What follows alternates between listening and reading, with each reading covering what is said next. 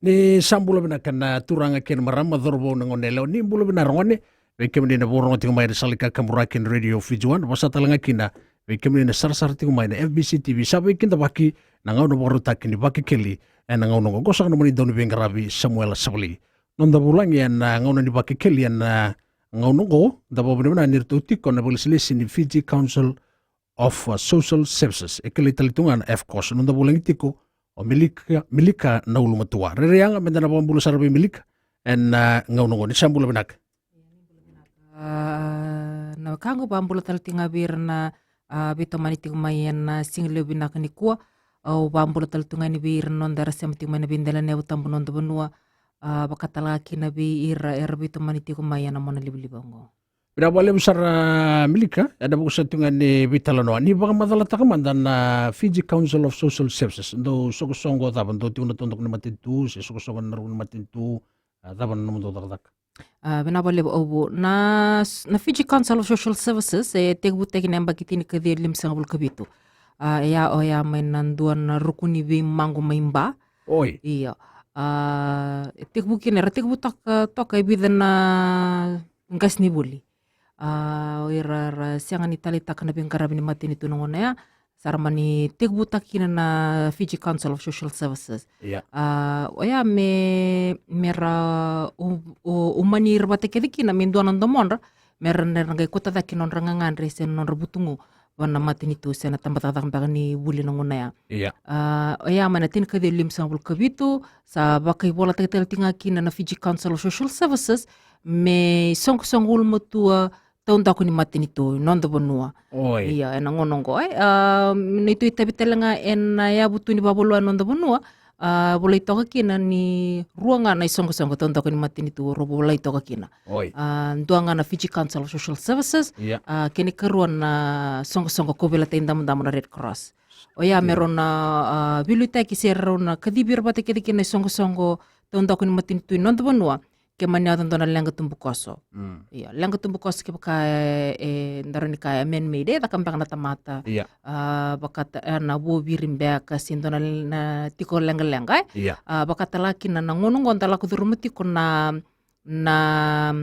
mati ngono COVID-19. Mati na COVID-19 bakat ngaki na ngonta laku durumati ngono ngoni dangi lamba. Iya.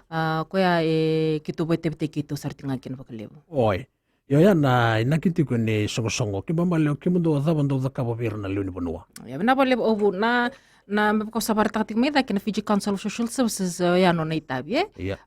Boleh bakalawa kito gaitu tang labitan itu programo. Iya. Iya itu programo nongonong mon baka umum mata kasarbikan itu kon itu programo ya na humanitarian response menindo na langa tumbu koso kito boy tabi sarkin bakalewo to ti kon itu di causes.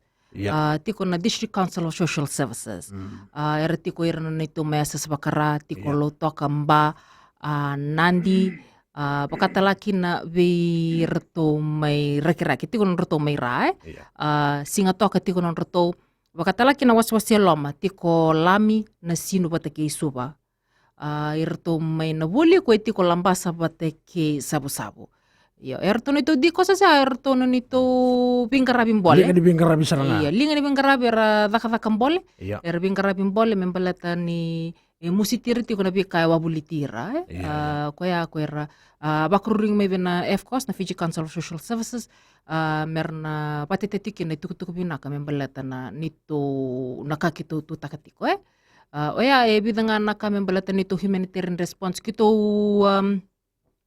bitur linga talang abateke rato na ADRA nangonong ko iti ko na ADRA na Adventist Development Relief Agency non rato na song lotu ni kebitu rato ngonong ko kito rato baite bitet ki rato taltinga abateke rato na nito maimba rato bingkarabi patitikina oya na kiana dakatinga na mass screening membalatanga na kiana boluti ko nindawa ni mating ko na COVID-19 orto tik talanga na Save the Children kito bitur linga batikir to na Save the Children may lo toka membaleta na be kami batititiki na membaleta na nangunong ko sa lakotinga membaleta na COVID-19 na matitakan ko na COVID-19 bakatalaki na bikitong ko na maswesilo kito may bito manisartiga na batikir to na Global Compassion Global Compassion din doon na tampan ni bingkarabi ni loto ni CMF mai kinoya oyana kena batititika ni na food baskets so ngane kete ni kakana wandi otektika ni bira rasar bakatingu imbang mana taka so ira rasang sarangani ndona bibu ke lako bira retina ni ngone ngaratu bale sesara sandawa imbaka ya sona bibu kitu baka edorati kono ngonongo. Pina boleh buat tabo benar turun kena marah mandi teman sango Fiji Council of Social Services of course bukan kena memadal tiga milik sa tambana binakantin tambana rambai lebu tetek sabang mawe na nondo to dada kena BCBT tabo benar balet ni dari da oke mendung karibir sana le bono orati goleng guys so saseng sarangan buru-buru ni kamai balik sarangan buru iya ndira todo ako kita nongona telango kita be babin tal tingan Commissioner Central talabi buke na waswasila memembaleta ni kita lewe na talatingan na mbos ka ko baka dortiko nabi akabi kedin ko meno sorry baka talaki nabi rekede nabi tampana baka matin itu usang baka ni dabuta kita babin na tabale buni rasarangai redetik mai na kai tiko bi kendang na tiko ngoi bit dare dani lako tingo na mati takang gono COVID-19 vida na tambana baka taon ni matin itu tingo non tabanwa bakan rendre tiki bira membalata na nonra yabu tumbaka banden bira ngo ko era lako timo non resende se na bibu ke lako timo ponotani banden retik bak bira merna ngole ani na bi tiki ni bonua se na bi bonua non bonua membalatan na COVID-19 nabi ka membaletir nabi ka bawdi retiko membalatan na kena non ratang ko makimantangawira maybe kenda na leni bonwa be kito na Fiji Council of Social Services me bakani kito song mutua ngai non bonwa to beting ngai non bonwa ulu mutua ni song tondo non bonwa pakai bola tekel tinga na butin babola non bonwa ka mositi kito tiko nabi kaya tiko bikenda ko ya kito sama ni malele kina kito labetana lenge kito mi kito ngoleani ka kito babin natalabir ni tuntun bingara bimboler to ni to dikoses nonra mositir tiko nona daka iya mositir tiko nona daka ya nonra ngoleani nabi sei suba no sori bakatalakin bilami nonra ngoleani nabi sela katiko na kakana na kete kakana ko kito ba ndeo takatiko koya songa naka kito tutakatiko nongo bakatalaki nandon itu programu obu ndor nagibita lo tingani kinoya na microfinance na livelihood zio na balem sarbe kemudian sar tingo mayan ngoni bakkel bina boleh milik toto kana ibang madala lebu sar tingo mena ose na ngoni bakkel indoman donon tateng legleka ngai to manitali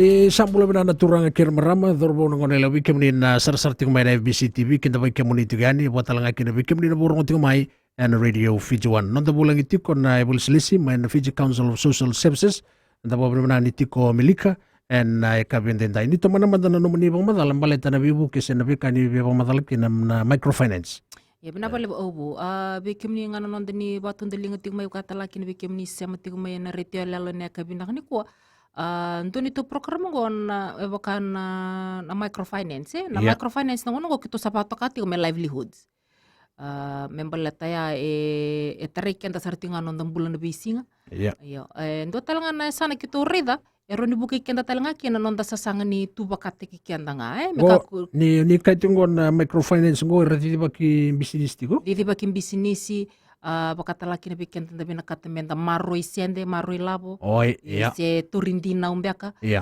ambeka songan sana bakatalaki na ndona sana kito reda ni namai ni lakuti ko na tuku binaka na kena sangai tiko me taro binaka na ndewan na mating ko na COVID-19 bakatalaki na birna wekanda erasa baka ersa bitin man radaka sara dengo mai na radaka ndo talanga na sana kitore na ndo na sana merani rebukir mandanga bakatikira ya kerana ni melewana nito microfinance nito livelihoods microfinance taka baka ke ni reborong tingo mai ya binaka na nito microfinance teku namba ki tinika diwa dio sanga bulka diwa ya tibu tekina matini tu tebu takna matini tu nanguna ya Vida sarna MFIs, microfinance institution, era tu bata na nguna bata ngaya. Okay. Iya. O kito asuli bikito mi kito didi baka na microfinance na waswasi loma. Yeah. Tegu may sirua, Yeah. wala baka kinaw sorry. So libona Aglo West mena didi baka na microfinance manasas bakara na microfinance West. Baka talaki na biditi ko na bank na bikoro na Village Bank. Yeah. Iya. Nabi ang bakit to kana matini tong gaindo suliti na bibu ke bihire ke na microfinance ngo. Oi. Iya na MFIs ke ngo. Kalau watin yang baki runon tul ka ono siang ni may suli na bibu ke na matini tu main taro koso na bibu ke na ngona ya. Runon tul ka ono. Wire ke na bi MFIs ke ngo na bi microfinance ke ngo sar main tapo yani. Yeah. Iya. Sanggain dua nga ko iditi ko menangon ya ko tibitang matini tu mediti ka me dabatin go ya ona F ko se ko sul kona matin tu mediti baka na maswasi lama. Ya, nangunong ko kito sa mani tarasara ni na asa sa bakara. Yeah. Kito sa dito baka tinga son tigo nito bol mesa sa bakara. Ka tiko telangana nito irna nito ling di bingara ko tiko may na may opalau. Iya, tiko may opalau dito na marama bingara besar tiko may malolo Yeah. Nabunok sandiaw ni kina nito program ko ni microfinance. Vira na borong sa tingmay no di kaiti ko ni Ronnie na buke ke bagarangan re meratur na ni microfinance. Ur sa ting tungo na daga daga baga ke baka rabina kata. Baga na kenela wala ko na requirements beka na bos Britania. Iya binaka. Bira batun deling ting may na single binani ko kemni nangan reva tul na itamba. Iya. Tul na itamba musu. Na labi ni nomoni pol ni sudu, na labi ni kan baka ni binding dingi, na join card, na passport, lesson ni reba. Kaya pateki na $5 tulu sang bulan sen di mendola kina account e. Na ngona talngan ni mendola bukina nomoni account di manina nomotal tinga manina kota mai, dona bol ni sudu ni kwa ni nanuma. Sen di batur ti men mai taman nomni account ki men ada bikim nin tonaka. Oi. Ya o erni barutak men ono bol ni sudu se sa sibi ambak nan bagtin kawalu ni barutak men ono join card. O ya moni nang kay men tolap ki nomni account. Na cin kelima tul sanga bulu na cin kelima tul sanga bulu ya mo binti binta manda. Na cin nan dola ila london do ramen dol ki na account. $5 na isaw ni bola na ando ti ko na bola. Tul sa bola sende na be kalaba ki na be ando ndol totok ni patur mo kito to retul na sende. Oi. Iya.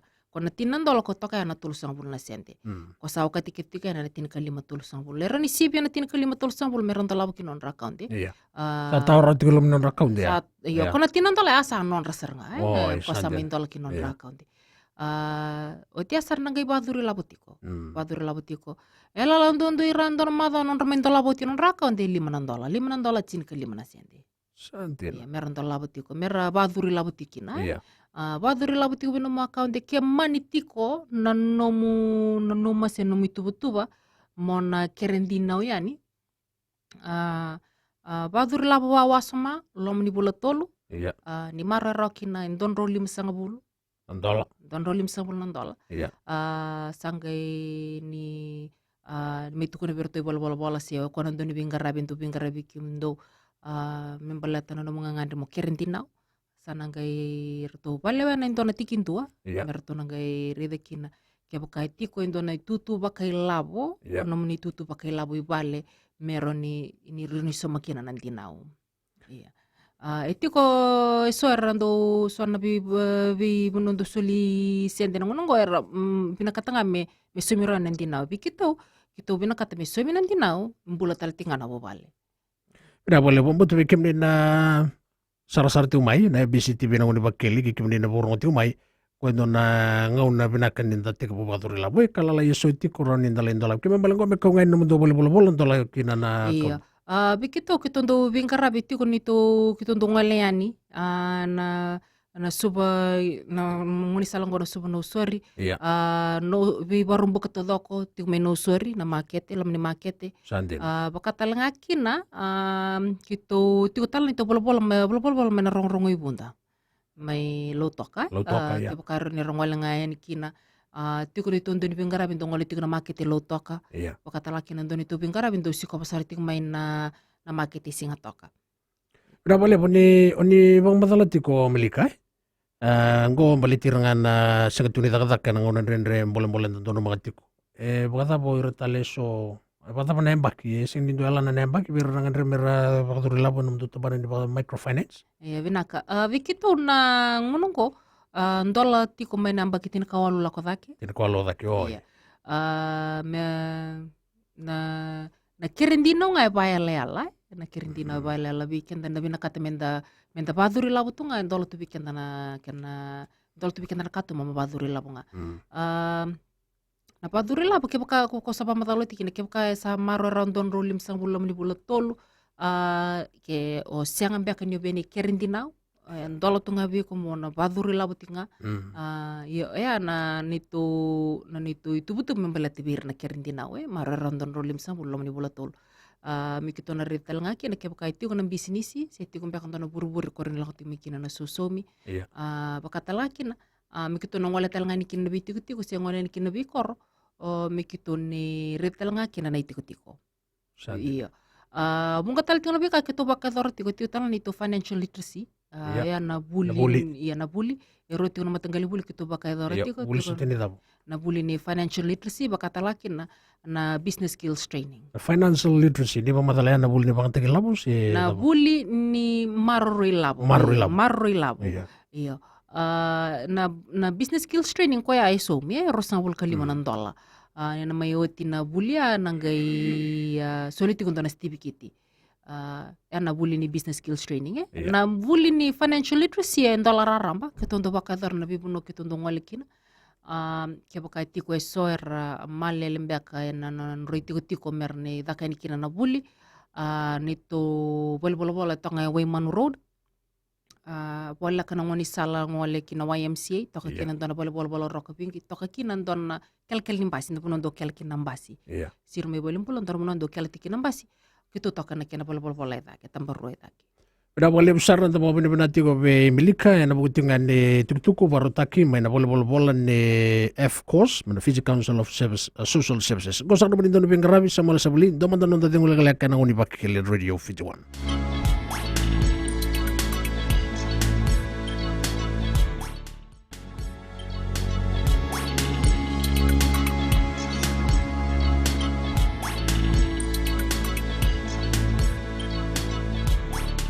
Ni boro sa tingmay nang ono boro takin ni bakikeli yan ngonongo ni salika kamuraki na radio Fijuan wasak naman daw ni Bengarabi Samuel Sabuli nanda bulang iti ko Melika na ulmatua na balisilesi man Fiji Council of Social Services claim baga na F-Course kata ba binamanaga na itukutungan darang wada tiko sandola sa talitungan na taliboni ikim ni na borong tima radio Fijuan na naman ni talibon na tuluroro sa iba diyo ng raw tuluroro sa iba diyo sa ibang dua na bitu tulro dinan raw kena bitu tulro dio sa ibandua ke bagay tigo na bagatataro siya ni text maya na walro 5 litong may namatani bola na na bagatataro itiko na buni bong madala sa ngoli tuwa ni berto na bagalisilisi may na F-Course na nguno sa ko Melika ni ndo Bengarabi tiko ndo bibu kitiko pati kayo ling ni Bengarabi tamatan ni mbula si arto na so tali na bitambana ni mati itu ada pun di Bengarabi membaleta na buluti ni mati ngwana COVID-19 mebakan ni sakay oti ni bang madala takatalam danga bikim membakata pa na nora bagayaya taki dakla ba na mati ngoy orto na numuduling di Bengarabi no ni kati ko sarto lak sarto nga na bibuno amerto Bengarabi ibo madala man binapalib obo na nito di kosas nito linga ni Bengarabi mbole ngonong ko ratoman ni reti ko na na bibliotek may buwan na Commissioner Central ngoli tiga ni kina ortono nito di kosas na tiko rotoman ni retiko na tampana bitala tampana bak mati nitu ortono linga ni wau nanto bonua bakata laki na birto na mati balu tambana ni bula orto bita maniti ni kina na kena buno titingan na beka eroni tarobi kina na kena tete na mati ngono COVID-19 bunga sarna bika kito pakai reng tikir kina kito pakai reng tikir na buli baka talanga kina iti ko talanga na bika era tondo linga me kina membalatan na kena sianga titiko ni kena taro bina matengo era ngole tika ni retal tinga na biti tiko koe rauni kitundondo linga ni kina membelata nabi buki. Ko sabare takatika ni abakan nito nabi buki membelata na kete kakana. Iya. Ko sangol tika ni kina. Ya non rongol tika ino kin no ira nabi akan membelata na irto nito bingara bimbol membelata na COVID-19. Da boleh besar turang kena maram andang oleh mandan na telefoni dono kandang ni sambul game ni Radio Fiji One. Ya, nimbul manaka. Iya. Dongar bata taro. Wala, kena balu rumah sini labo. Cuma kena tumbuh. Wadur minai labot tikuna kena tumbu. Ya binaka na bagi rumi ni marro ini sende marro ini labo kitu siang ni sulian kena tumbu. Oi. Ya kitu marro na sende. Na kaundo buno udah nabi buno kitu ndongo lekina. Na kambimbi mendang abi kan dan dona kalau lebo ya menda nan dola barang mendang kinon da kaunte. Akaunte ni mamaroi iya labo. maroi menda sanga menda maroi randona sende. Iya. Na kaya kitundo buno takra buno kita kitundo ngolikina mati mendang ni kalau menda na boite bitike nikina menda dola ram mendang na kaunte. Dola na kaunte ya tunangi bital no tiga nikina. Naka. Iya binabali. Umut ya sa bono tu kikanta na bekando ya. Da taruh tiko mai ke bagai tiko na buat taruh sen kawai na bukan bital na bagai tiko na ngaunongo. Ke babale Amerikan ni do sa si ko abu tiko na ket kakana sen na bibu kita bondo bagai dor. Awira na nomundo leng ni bengarab na dikos or bengarab na district level sen na bi sana sen na bitikin nondo bunwa. Na bika indon mer bagai dor bangolin nomundo tambana sirtu borongan na boleh bital ibu buki. Ir nangunong era ngolitika era ngolitika ni era taratika ni sala ni dikos. Iya. Era ngolan ni bena F-kos. Oi. Iya. Era ngolitika ni ana bita laini F-kos bena talay bibuke na waswasilom. Oya me bakangan ni tuita buku sabar takati ko medake ni tuita bena ya butu ni babulwan non benua. Ko aku kitu ko era ngolitika ni kino ira na biakani. Na boleh normal mantan telepon ini donor kata ngoni bulat nango dibagi kelen Radio Fiji One. Ya, nimbul manaka. Dongar bata taro. Ciri benda bol. Di Inggris sakit be kemni? Koro. Mai koro. Koro milika na boleh bola taruh ketik. Binabali bu matanggali na nito bola i suba. Kebakani ngole mai balimbula. Bonto menambas ni balimbula. Iya. Bonto menambas ni balimbula. Sember nanguni sala ko yung wala na YMCA. Iya. YMCA to kay antara kel nimbasi. Iya. Kel nimbasi kini na sumbika na ito bol tok nga nasa ni kel nimbasi roka bingi kito tak na kina bol daki. Naka rutau sa sumo na muni baktaru ya? Dolu nara. Na boleh bu. Nango na ni bagi kelin terus sobat talmandon na giringo di boleh nak kemni Radio Fiji One. Yo, nimbul manaka. Sutimbangan na taro. Endo parawatal tungana kay boleh tira na itamagas. Iya. Iya, binabali bu na kangun tiko dito itu betul ba? Tiko don itu programa dito mendonong na help page dito mendonong nangon ko kito sanggi sangat ali tiko me kito bebakan donong na main tabutu na Fiji Council of Social Services. Dito main Fiji Council of Social Services mabukasa tampani bingkarabi Macau saro. Iya. Tarani kay tampani bingkarabi Macau. Dito ko may ngonong ko sanggay lama tatala mo ko ya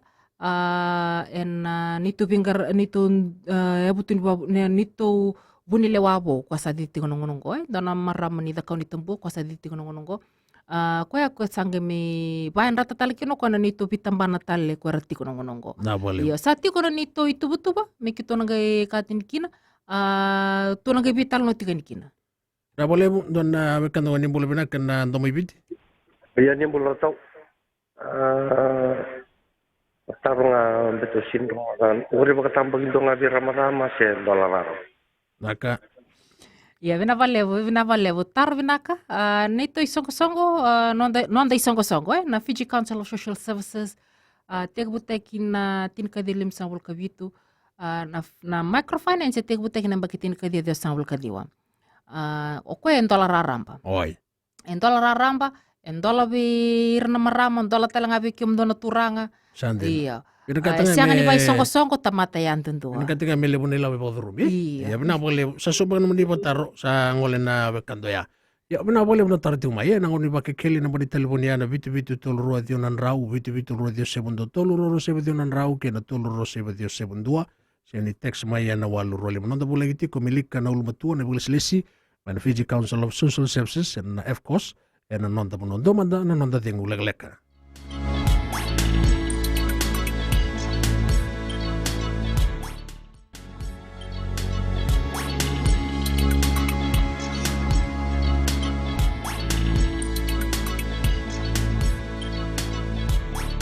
Ni borro sa tingum mayan radio video nando mo ibiti na ngauna borro takin ni bakikeli ngosang naman ito ni Bingrabi Samuel Sabulino da bulang iti komilika na ulmatua na bulis lesi man Fiji Council of Social Services.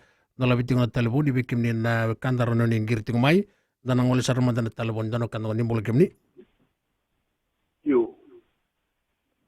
Imbula binaka. Imbula binaka na pagkeli. We taro chini ebizam daga na leala lunyambat.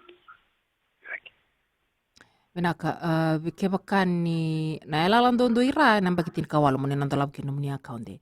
Esiang ni bayale ala kwe ira bina kata mermain to labang anon account de merabaduri labo.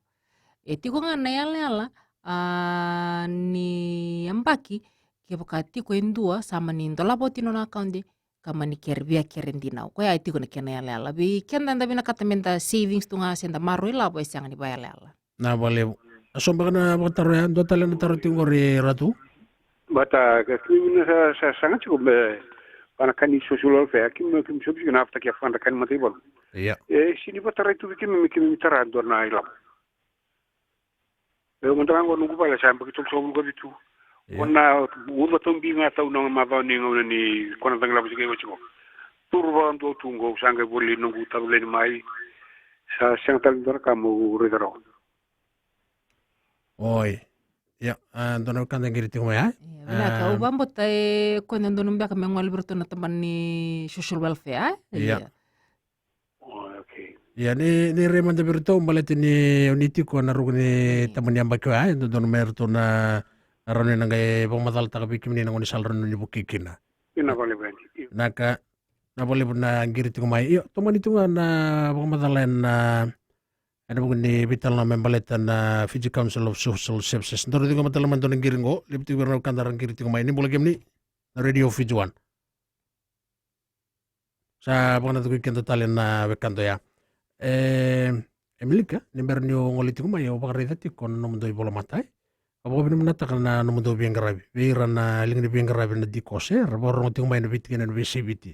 Sambo bi bukin tinasarang awrita ni ramalo iriti ko na wisa na matibalo na nasi unggar ngoto ti ni kati wa rabe ngarembole reseng ni somi rasuli sartunga no radina na buni kana musitir no robonwa ni bo madala tak ni erle bida ya benaka bi di cosas todo ko ti kongo kortono ti ngina sinu ti kortono ti kumai ortono ti ngoi suba ti ko lami sangke kito ti ko tala korting menasa sabakara lo toka mba singa toka lau toka kwe bakatalaki na biruto mena boli kwe boli kwe bibu kisar kina na adra na kina to butaki ko misabu bakatalaki na ko melambasa bir na itu bing karabim pole sakalib ni tupapin binakabira kito may retal tigan kina nambul ni bibi ready nga no nambul nga nakaw ito ki nambul ni bibi ready nambul ni bitok kani na kina bitok kanita kito natakadaka bitok kanita natakadaka bakatalakin doya na tikinga ni nonda nambul nga ni nakaw ito ki kaya baka iti ko indo na maramang beakan tawai iti ko na sa nonda bale semberan bak man indo na ato may nadangilamba siya salakot iti ko may indo na bakaron nadangilamba irna durbo sirna turangan lom ni kor sarna wale sarna na bale sarna bibu kisar kina yanga enduan na sana kito kota batanga mena baka sama ya kito membita bikin na tinggoyan na bi taun lelebu siya na bi koro lelebu non taponu kor babalay memembiukin na baka sampa tangango meraranira ndari talanga kina ni nda siang sarni nda ni bakara bibir na tumi bonota ni mer na may bukia siar na may tarada kinon taponu katiko saranga na lingan tanga o kenda na tingang ko. Na boleh do na kanta tigo na monita labo ni saranga do ni sambulo bana kimni na pagkikil Radio Fiji One sama ibang na tuki kanta tale na wekando ya. Yo ena buku tunga ni namundo bingarabi. Yo kimdo na bingarabi to mandai. No ni orang tu ni pamadalo ni katiko kimdo bibi bakata tunga na kobel tenda mandamui. Tari deti ko na namundo bingarabi. Yo, wakata bo resor borong tu menangunung o sember ni tarira ni na bibuki. O mimbi na iket kakana se na bibuki so ndo dakabati ko nangaunongo. Ka etiko ndo na bibuki ranindo bibuki kinabir. Ya, binabalebu. Bikito ngo berto meluto ka. Nangonongo erto sa erto tiki ni bingara bisarti ngorto na humanitarian response na may nasa sabakara. Sa erto tarating may mambalata na kinabulutingwan na matingwan na COVID-19 sa may yato talen na yato na dangilamba.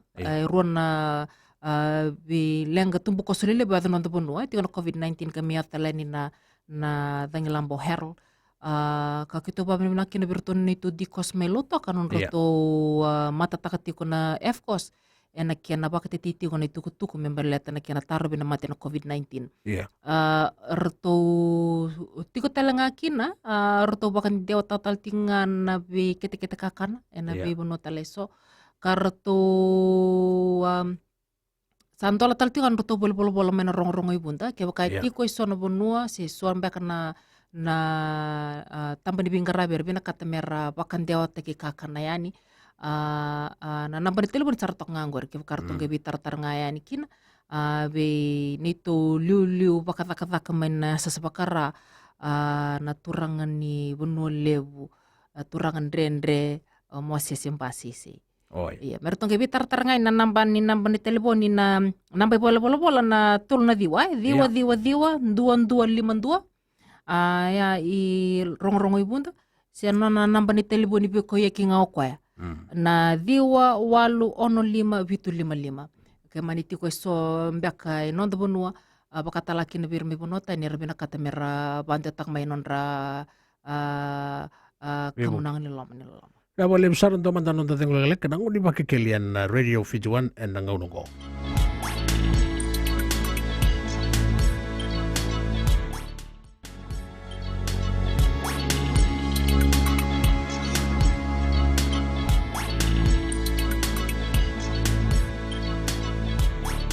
Na boleh pun borong tengok main asal ni kakamburaki na radio Fijuan untuk bibito kono menindoni bingarabi Samuel Sabuli.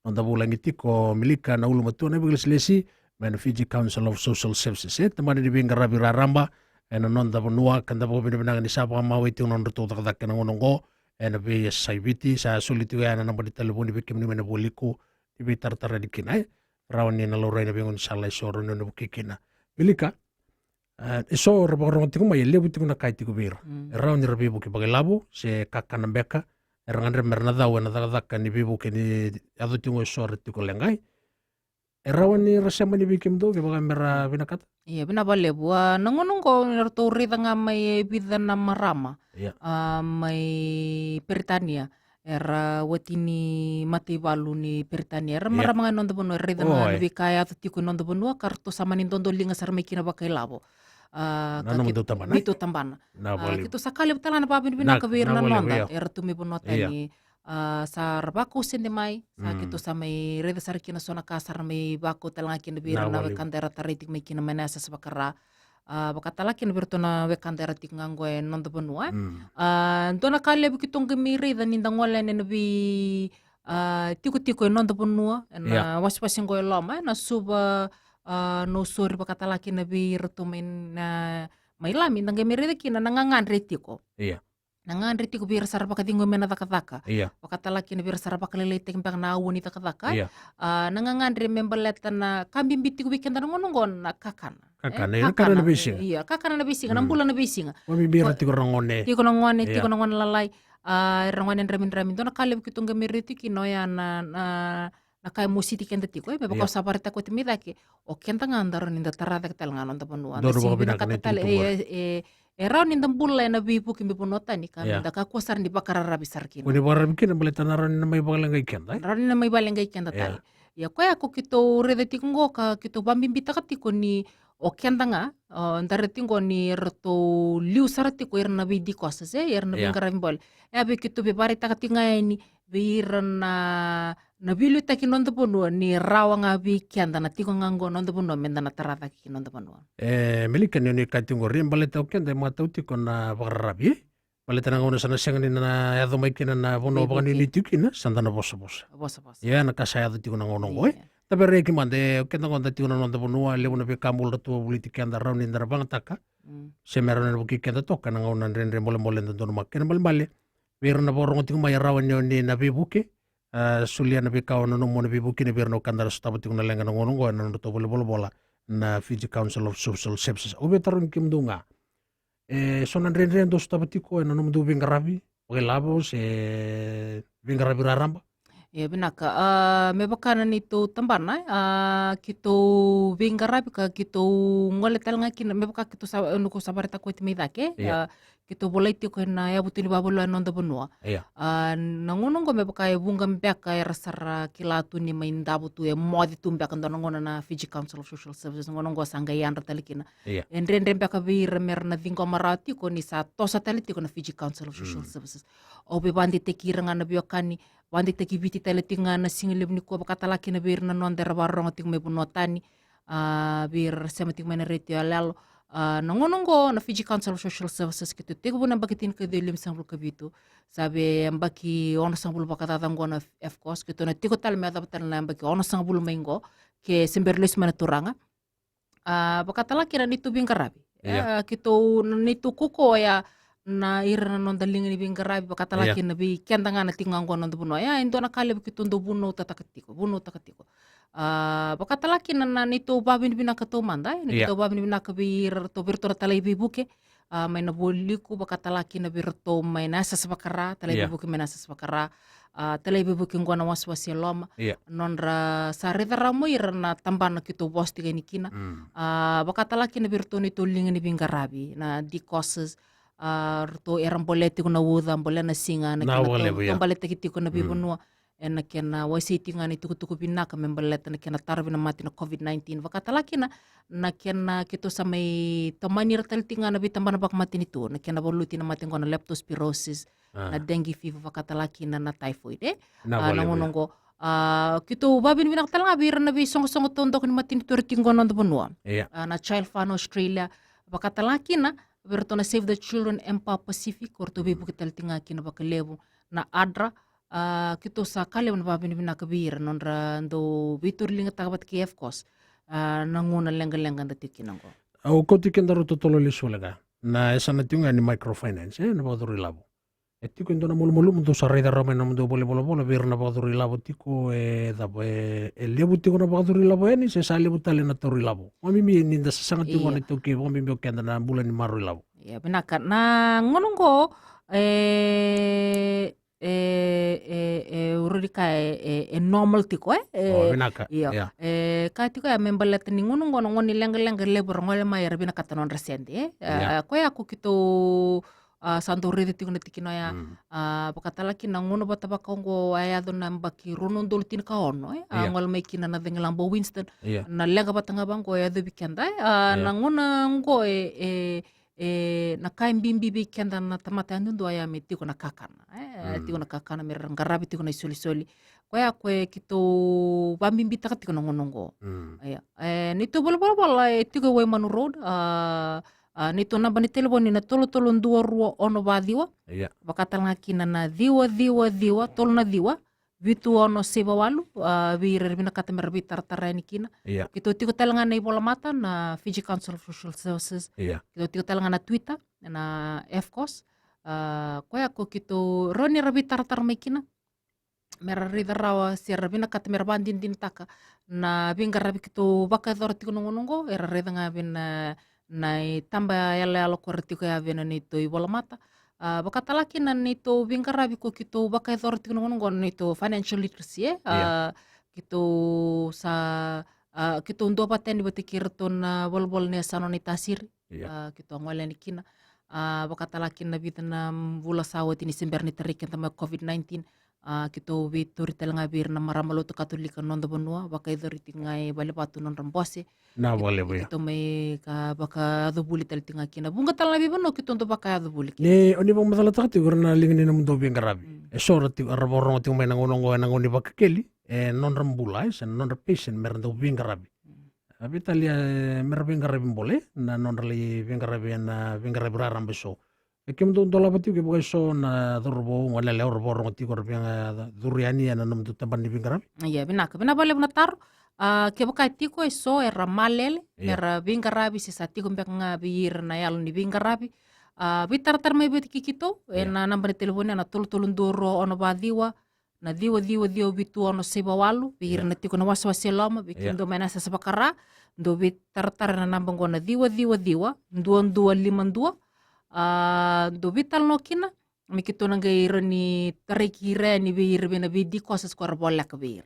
Bila bale besar milika na ulmatua na ibang madala main teman sangan di Fiji Council of Social Services and AFCOS en non da bodo. Turang en marama sa da bika na una bodo tek non da baki kilian e kabete dai ikalungata ni bodeng tung manda.